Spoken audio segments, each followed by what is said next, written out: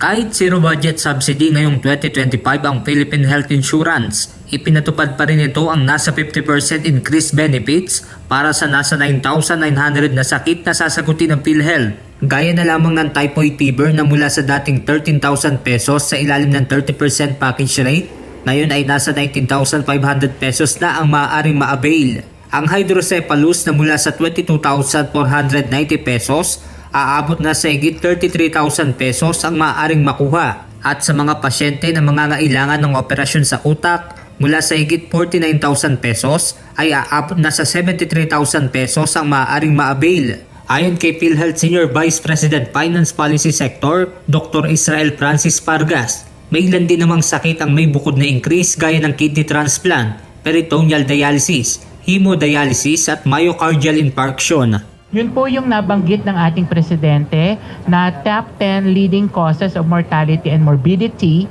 And of course, yun pong ating mga Z-benefit packages. Sila po ay hindi nakasama sa 50% because in-increase po natin sila ng kahiwalay. Ang dating kidney transplant na may benefits na 600,000 pesos, ngayon ay nasa 865 hanggang 2.1 million pesos na ang maaaring makuha. Bukod dito ay mayroon na rin package para sa oral health service, emergency care at eye care ang PhilHealth.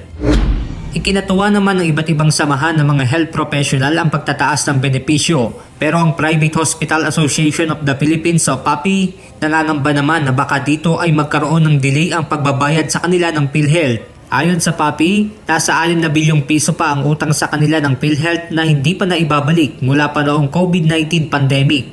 And these unpaid claims put private hospitals in a high financial risk, especially now that the new hikes will be put into motion.